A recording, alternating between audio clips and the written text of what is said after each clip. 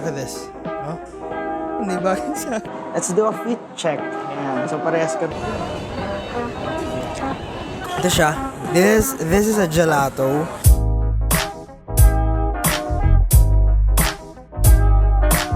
What is up, guys? It's me again. I'm back with another vlog. So, I don't know. I think 1 year na lumipas or more than a year since I've uploaded vlog. Yung pa yung unboxing ng panalunan ko sa giveaway ng Watch Republic, which is yung guest na watch. Ito siya. Ito lang nagagamit ko pa. Yan. Ganda, no? Yeah, so right now our agenda for today is me and my girlfriend will celebrate our 29th monthsary. Yeah, so 29. Wait, so kung 24 ang 2 years, November, October, November, December, February, March. Yeah, 29th and tama. 24 plus 5 is 29. Yeah, we're trying out ramen nagi.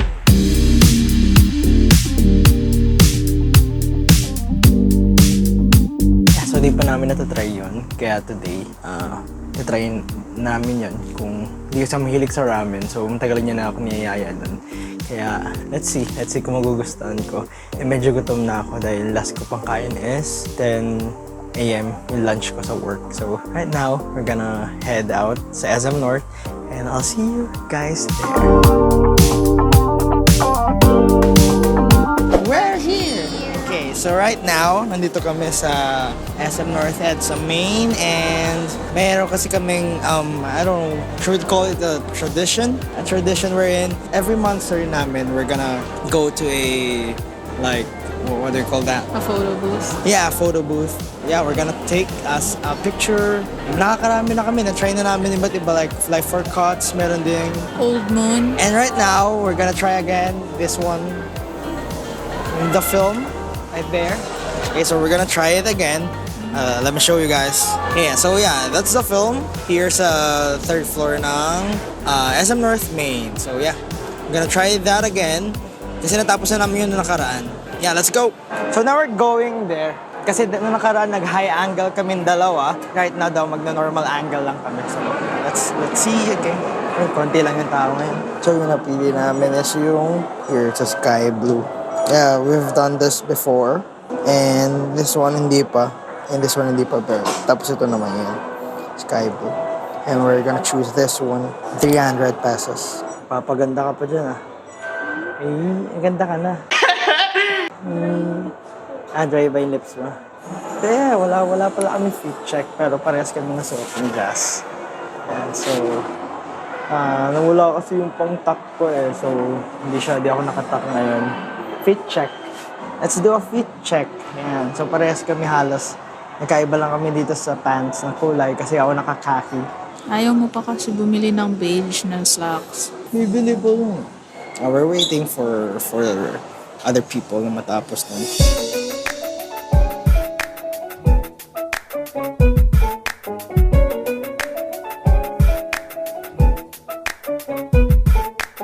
Okay, so yeah, after the picture taking, may chance kayo to choose kung ano mga gusto nyong image na print. So, bibili kami ng 9, 10 kasi to. So, pili tayo.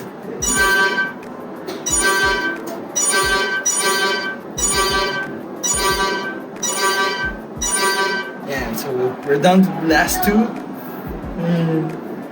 Basket pa. And so, yan yung 9 images. Then, meron kasi na may timer. So, yeah. Pipili kayo ng color. Like, pwede. What's this? Oh! Wala pa tayong ganyan, no? Cute. Wait, dali. So, kaya ba? Ayan. Dali.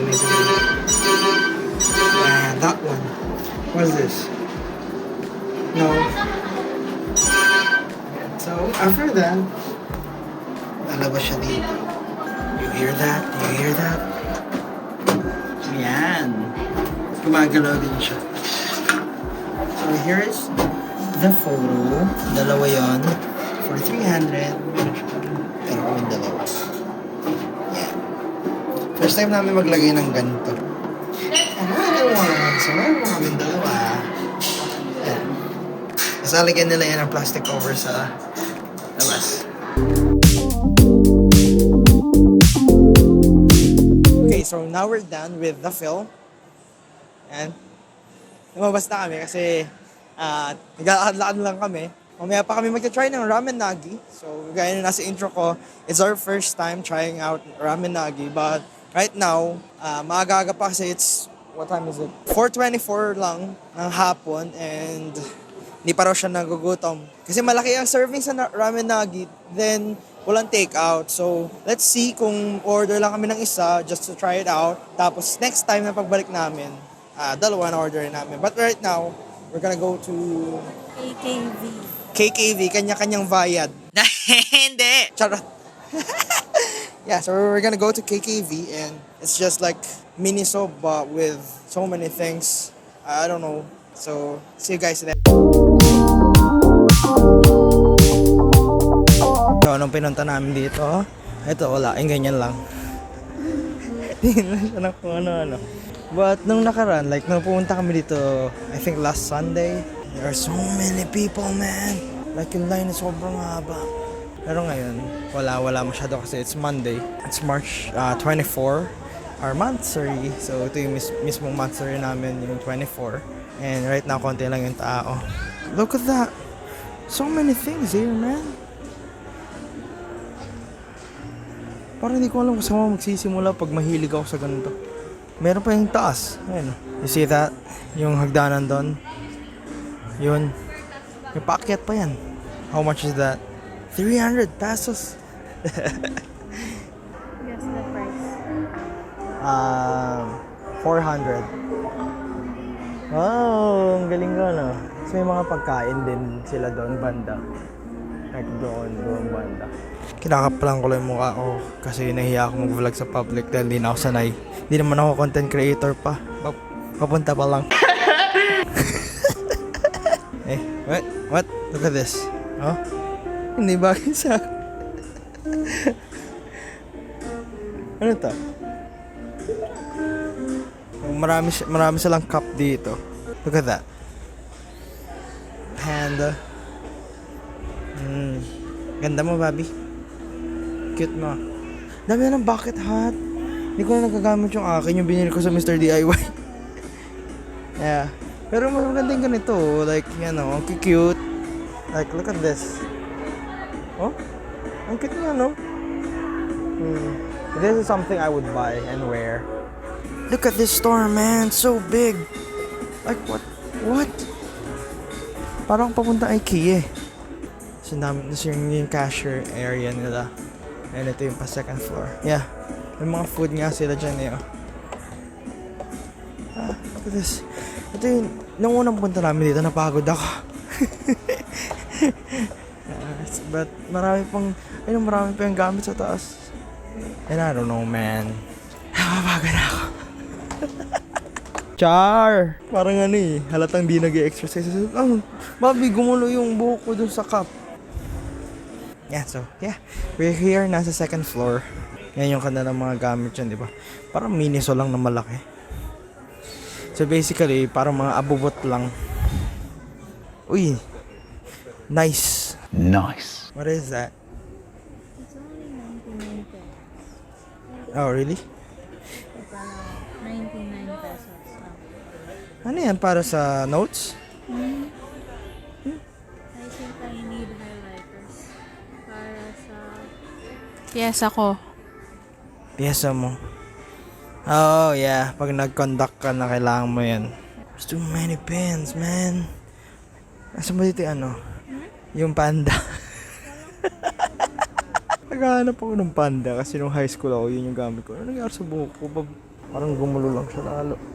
Yeah, so basically, naghahanap siya ng pen and highlighter para sa kanyang recital. So, si Jazz ay fourth year student na and magkakaroon siya ng graduation recital wherein lahat ng pieces na ginawa niya mula first year hanggang fourth year ay ipi-play doon sa recital na yon. Iba doon orchestra, iba doon solo players, and kailangan mo i-markahan yung mga pasok ng instruments like flute, ganun, or papasok na yung violins, trumpets, something like that. So kailangan mo siya markahan kasi pag hindi, malilito ka. Diba? Hindi naman kami sanay mag-conduct. We are composers, not conductors. So we need to mark yung pieces namin. Kahit pyesa pa namin yan or pieces ng iba, it's important to mark yung mga important na parts. So yeah. Pag nakakita ko ng gantong erasers like ito, perfect example. Paano mo gagamitin to? You know, like, this one, ito pwede pa eh. Pero, this one, like, paano gagamitin yan? Like, yung dulo. Like, uunahin mo ba itong taas? O uunahin mo ba itong ilalim? Akin yung eraser ko lang dati, yung box lang eh. Ngayon, ang dami ng mga ganyan. Di nila pinalagpas, guys. Meron din silang tsinelas. Wala pa ako nakikita yung sa Bob? Yung sa mata. Yung pantakip sa mata paggabi. Hindi ko alam eh. Like, kasi ako guys, minsan nahihirapan ako matulog hirapan ako matulog pag may ilaw. Ganun. Although pang umaga na ako, but yung ilaw ko kasi sa labas, wala kasi akong blacked out na curtains. So, kita ko minsan tumatagos pa rin yung light nung ilaw ko sa labas. Ayoko pa siya patayin kasi assume ng mga parang akyat bahay Keratin! Na walang tao. Delikado. So, I keep it open. Yan. Kung may 16 plus na kayong ganyan, pwede naman. Yeah, so yan, may iba't ibang case sa dyan ng iPhone. So, oo nga pala. So, speaking of iPhone, I recently bought 16 plus last week. Recently nga, syempre last week. Oh. So yeah, I bought yung iPhone 16 Plus because naglalag na yung phone ko, and also I'm planning to do videos na. Yay! Medyo nawawala na ng time because right now, potentially, meron akong 3 yung work. So, first yung full-time ko, yun yung as a support audio engineer for a podcasting company. And pangalawa is yung part-time ko or yung freelance ko. Video editor ako ng isang travel vlogger. You should subscribe sa kanya. Si Sir Mark Paragas. Here, yan. Sir Mark Paragas. Yan, subscribe kayo sa kanya. Ako yung nag-edit na iba niyang videos. Tapos, potentially, yung pangatlo kong work is as a VA. Nirefer ako ng friend ko kasi yung kanyang misis or partner yung may hawak. So yeah, 3 yung magiging work ko sakali. I am finding the time to make content, to get back sa content creation kahit na sa music lang pagpo-post ko ng covers. But let's see, I don't know. Dumadami na yung tao. Na-jinx ko ata. Dumadami na yung tao bigla. May mga bath bombs sila. Yan Yan, magkano yan? 150? Like paglagay mo sa tubig, boom, goodbye 150. Isang gamit lang. Saan? Sa Lush. Sa Rush? Sa Lush. Sa Lush daw. 1K. Oo, 1K. Yung nakita namin dito sa SM North. 1K siya. Galing nga eh. Parang pag nilagay mo siya sa sa bathtub mo. Boom, goodbye 1K. Wow, ang ganda naman ng lagayan. Tinalo yung sa Miniso. So, yan total niya. Binili niya 229. Yeah, so this is, I think, the ramen section. So many ramens, man. Siyempre, hindi papatalo yung ating Pansit Canton. May Pansit Canton dito. Bili ka dyan,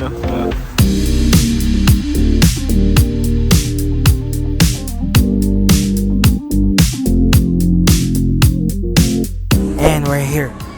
Right here. Dito kami sa Ramenagi. Parang may exam kami kanina. So, this is how we ordered. We were given a piece of paper na pipiliin mo yung ramen na gusto mo, and we chose yung Butao King. Is that correct? Yes, they're correct. Yeah, that's correct. The Butao King. And yung richness, Tama.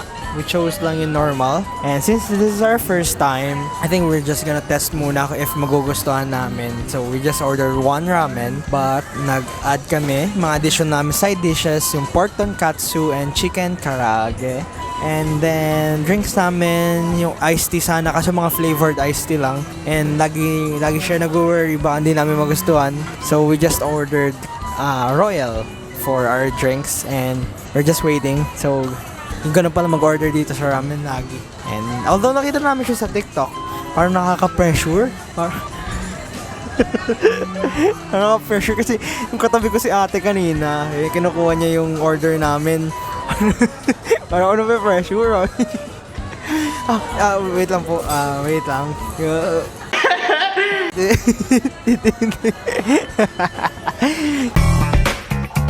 Next time, na-try namin naman yung kiddie meal or try namin yung tag-iisa na kami na ramen. But for now, since ako, personally, hindi ako mahilig sa ramen, ayoko nang masayang kasi no takeout daw dito. Yun lang yung, I think, rule nila. No takeout sa leftover na ramen. So may service water sila. As I'm saying, no takeout daw sa leftover ramen. So, pag hindi mo naubos, sayang lang. Diba? Doon nakakasayangan lang ako. Kasi, pwede mo pa iuwi eh. Tapos pag di mo naubos. Kaya, ngayon, we'll try muna. If bitten, kasi medyo gutom ako. So, if bitten, thank you. So, we just asked for an extra bowl for the ramen. Since isa nga lang in-order namin. Kasi, makikita nyo mamaya kung gano'ng kalaki yung ramen. Malaki siya. Malaking bowl niya. I mean, for 430, should be big, right? Yeah, tsaka typical naman sa mga Japanese resto na malaki yung serving nila. True. Sa mga napupunta namin, malaki talaga like Hakata, yung ramen Kuroda. Yeah, so mga Japanese resto, mga malalaking serving nila. Except sa Tokyo. Char! I think that's not an authentic Japanese resto kasi yung late na serving as a mahal. Nanghihi ako ng extra bowl kasi baka hindi namin maubos. Sayang. So, gusto ko patikimin like kung mga nasa bahay para kung magustuhan nila at least tatry namin dito, diba? Pero dahil nga bawal mag-take out and we don't wanna waste any food. And this is my first time eating ramen talaga na authentic daw. Kasi ang ramen nagi is authentic daw. Yung lasa niya sa kung ano yung nasa Japan. So, we're just gonna wait for the food and we're gonna enjoy our Mansari. Happy Motmot, Bobby. Happy Motmot. Happy Motmot. And look at this, guys. Off ko sana yung camera but dumating na yung ramen. Dumating na yung ramen. Look at this. Look at that. It's big. Yeah, boy. Marami yan. Like, ayun oh. Ayaw namin magsayang ng food, kaya isa lang muna. Then pag bitin, order na lang ulit. Diba? Wag magtakaw tingin. Kumbaga. So, hingi lang ako mamaya dyan. Technique daw to sa pagsali ng soft drinks. Ewan ko kung ganito ko to nakuha eh. Pero, napanood ko ata. Like, you're gonna do this. Didikit mo yung kung saan manggagaling yung Royal. Yan. So, wala siyang bubbles pag ganyan daw. Look at that. Diba? Oh, walang bubbles. Diba? Ooh, look at that. Yan yung spicy level 1. Itamas. Yan. So, ito yung food namin. Natin namin yung ramen. Then, pork tonkatsu. Chicken karaage. Then, ito yung akin. Okay. Let's try.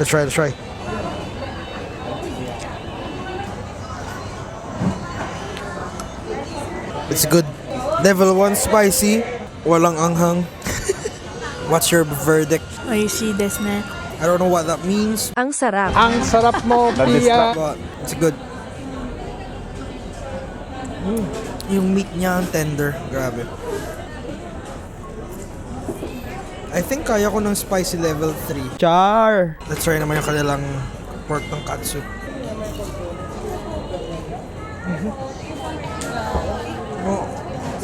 Yummy. Wait, guys. Kinagat ko to and taba ata to. Taba ata to. Hindi ko malunok kanina. Medyo matigas yung yung dulo. May taba ata. Medyo wala siyang anghang kasi nga level 1 lang. Tapos yung broth niya mabango. Try natin yung pork tonkatsu sa broth ng ramen. It's good. Medyo mabigat yung broth, no? Para sa lasa. Sarap. Sarap. Okay, I'm gonna try their chicken karaage. It's good. Nabitin ka ba, Bobby? No. Why? Meron pa kasi tonkatsu and karaage. True. Tsaka yung sabaw niya, yung broth niya, medyo mabigat. Masarap siya. And worth siya, I think. It lived up to the hype, kumbaga, ng TikTok. Because nung anniversary namin, isa to sa kino-consider namin. Kasi nga medyo pricey siya for ramen na base. I think ito yung basic, no? Na 430 pesos. Okay, so just a recap. Ang order namin is Butaw King na normal lang yung broth richness is normal. Yung next is The special sauce. special sauce, which is normal lang din. Then next na dun yung onions. Di kami nagpalagay. I don't like onions on my ramen. Garlic. I think it was garlic. Oh, it was garlic? Oh yeah, it was garlic. Then next dun is yung meat, right? We chose yung belly part. Then lastly is yung vegetables. Since healthy living ako, di kami pumili. Healthy living. Tapos nagpa-add lang kami ng egg. Yung pinili namin thin na noodles. Kaya siguro hindi masyadong mabigat din. Kasi if yung thick na noodles to, for sure, naku Bobby, hindi natin maubos to. And normal lang ba yung size? Doneness.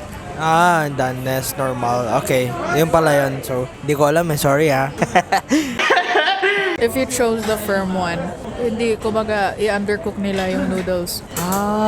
Okay. Yun pala yan. So, doneness of the noodles. Then, lastly, nag-add lang kami ng egg. Pero overall, ramenagi, good.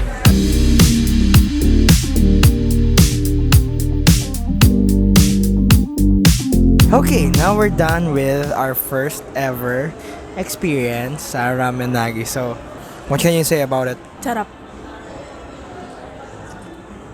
Yun na yun? Lived up to the hype. Matagal ko na siyang gustong i-try kasi sabi ni Gloco, di ko alam kung kilala niyo si Gloco, pero sabi ni Gloco, when it comes to ramen daw, here in the Philippines, ramenagi is closest sa authenticity pagdating sa ramen. So, hindi talaga ako mahilig sa ramen. Pag kumakain kami sa Japanese resto, siya rin kasi nag-introduce sa akin ng curry. So, pag nakakita ko ng curry, mind ko, wala nang, curry na lang agad. So, Japanese curry is one of the best talaga. One of the best dishes sa buong mundo. So, experiencing ramenagi for the first time, it's good. Yung service is good din. Just a tip na kapag nag-dine kayo sa ramenagi, yung ina-expect yung bill is different sa magiging final. it's definitely something na you would dine at for special occasions. Yeah. Kasi meron siyang may added tax. 12%. Imagine that. Oh. Yeah, service charge is 10%. So, yun. So, kumbaga, 22%, no? 22% yung nadagdag sa atin. Yeah. So, all in all, kasi binabayaran mo naman dyan is yung service. And, yung sarap ng food.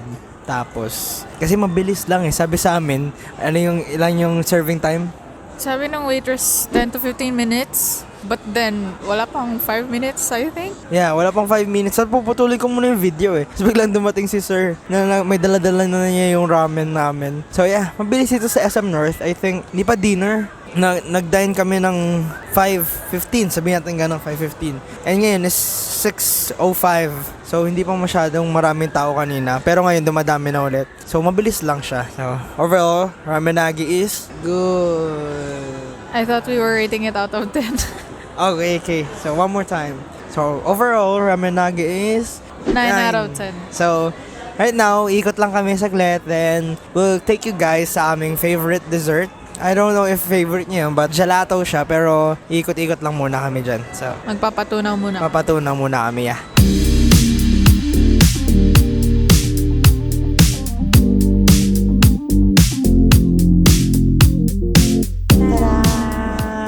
Ito yung Manila Creamery. Yan. Natakpan ko na yung mukha ko. Ito Manila Creamery, and this is one of our favorites talaga. And I got the peanut Oreo something. It's good. And And you? My favorite, Biscoff. Biscoff. Yeah, so ito siya.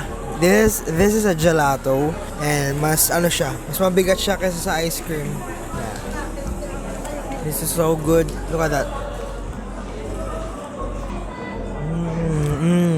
I think that is it for this video. Thank you sa pagsama sa aming 29th monthsary.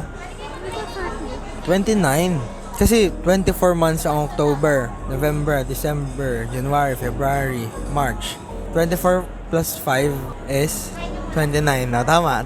Thank you sa pagsama sa amin and we're just capping off our day with some dessert. Tagal na rin yung last na kain namin ito because nagtitipid kami ng mga nakaraan. Masarap siya and sana matry nito. Nasa ground floor siya ng SM North EDSA. Manila Creamery ang pangalan niya. Malapit siya sa department store. Yan, malapit din siya sa Aldo. And I think this is it for this video. I hope you guys will join me sa iba pang mga videos soon. And I'm really hoping and praying that this is the start of my journey as a content creator. Kasi I used to post like a lot of covers nung pandemic and medyo nasasad ako ngayon kasi yung passion ko for music, although tumutugtog ako linggo-linggo, is medyo nabawasan dahil sa work. So I wanna bring back kung ano man yung ginagawa ko dati, and I hope you guys will like this video and please subscribe to my channel. You can like and follow din sa aking mga social media accounts. And that's it, and I hope you guys enjoyed this one and see you again next time. Bye. Annyeong. I love you, Bobby.